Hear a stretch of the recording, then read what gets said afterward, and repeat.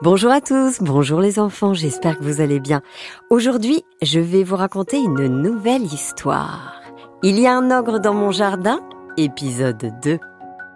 Histoire écrite par Benjamin Muller, racontée par Céline Kallmann et réalisée par Alexandre Ferreira, avec la participation exceptionnelle de Monsieur Gaëtan.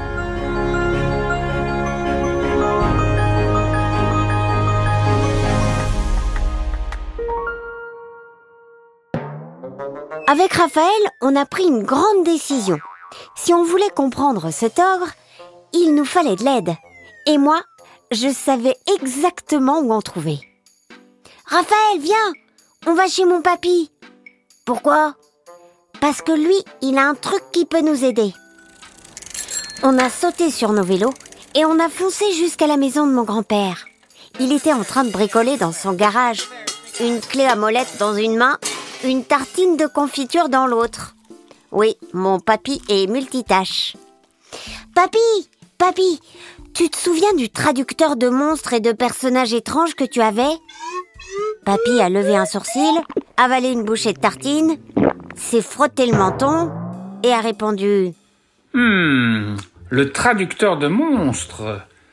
Ah oui, je l'avais trouvé dans une brocante en Transylvanie. Attendez, il doit être quelque part dans la grange. » Alors, papy nous a emmenés dans la grange.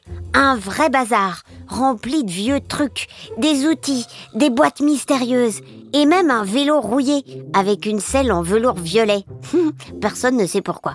Il a fouillé dans des cartons, soufflé sur des vieux bouquins et enfin, il a sorti un drôle de casque avec des écouteurs et un petit micro. Le voilà, le traducteur de monstres.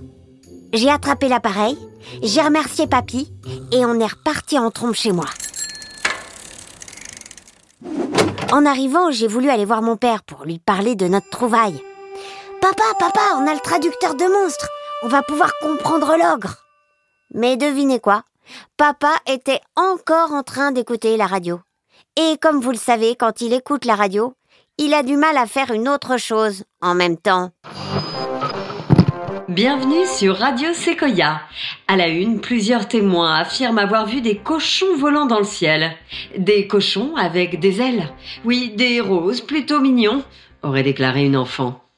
Ces cochons ont été observés au niveau de Metz, en Moselle, Bordeaux également, mais aussi Lille, Bruxelles ou encore Berne, en Suisse. C'est quand même assez étonnant, il faut bien l'avouer. Bon, comme papa ne m'écoutait pas, on est allé dans le jardin avec Raphaël. L'ogre était toujours caché derrière son buisson, l'air triste et perdu. Je me suis raclé la gorge et j'ai parlé dans le micro. Bonjour, est-ce que tu nous entends ? La machine a trop bien fonctionné, puisqu'immédiatement, elle a traduit ce que je venais de dire en langage d'ogre. L'ogre a sursauté. Puis, après un instant, il a ouvert grand ses yeux et a marmonné quelque chose.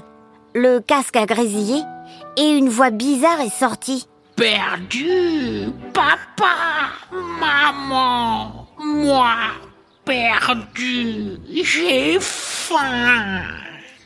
Raphaël et moi, on s'est regardés.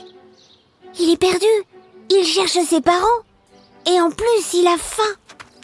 On s'est précipité dans la cuisine et j'ai crié « Papa, maman, il nous faut à manger pour l'ogre !» Mais cette fois, c'était maman qui était obnubilée par la radio. Vous écoutez Radio Sequoia et à propos de ces cochons qui volent, ce décryptage exclusif.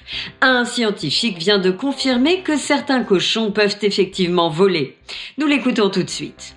Oui, c'est vrai, ça arrive, mais pas de panique, tout est sous contrôle. En fait, le seul problème avec les cochons qui volent, c'est si l'un d'entre eux fait ses besoins en plein vol. Dans ce cas-là, croisez les doigts pour ne pas être en dessous, ou ayez toujours à portée de main un parapluie. Berk !» a dit Raphaël. Et moi j'ai ajouté « Enfin, plutôt qu'un parapluie, un paracrotte de cochon !» Et donc on est resté concentrés sur notre mission. Et on a attrapé tout ce qu'on a trouvé. Des biscuits, du pain, un gros morceau de fromage et même une banane. On a tout apporté à l'ogre. Il a reniflé la nourriture et en 1 seconde, tout avait disparu dans sa bouche. Il nous a regardés et a dit ce que ma machine a traduit par Merci, ça fait du bien. Il avait l'air un peu moins triste. T'inquiète pas, on va t'aider à retrouver tes parents. L'ogre nous a regardés et nous a dit Papa, maman, ma petite mamounette, mon petit papou, je veux les retrouver. Ils sont dans la montagne, la montagne. Quoi? Tes parents? Ils sont là-bas, dans la montagne? L'ogre avait les larmes aux yeux. Ça nous a fait beaucoup de peine. On va t'apporter une carte, des stylos, et on va mener l'enquête. Mais fais-nous confiance.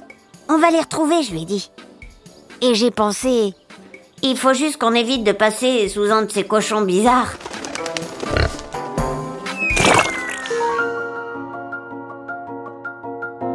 Voilà, c'était l'épisode 2 de cette histoire écrite par Benjamin Muller.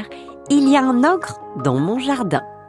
Encore une histoire est un podcast réalisé par Alexandre Ferreira et raconté par Céline Kallmann. Si cette histoire vous a plu les enfants, vous savez ce que vous avez à faire. Vous nous mettez 5 étoiles sur les plateformes de podcast et puis bien sûr, vous nous laissez des commentaires et vous en parlez autour de vous. Et puis vous pouvez aussi nous envoyer des messages sur Instagram. On y répond dès qu'on a le temps. Gros bisous et à très vite. Mettez-nous 5 étoiles si vous aimez ce podcast.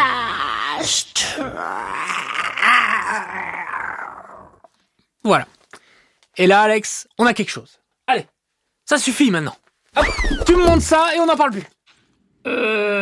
Salut Soen, c'est Papy. Dis, tu veux bien me rendre mon traducteur de personnages étranges que je t'ai prêté? Parce que, je t'explique, j'ai vu un cochon volant, il s'est posé dans mon jardin, et j'aimerais bien lui demander ce qu'il me veut, mais je ne comprends rien du tout de ce qu'il me dit. Merci beaucoup.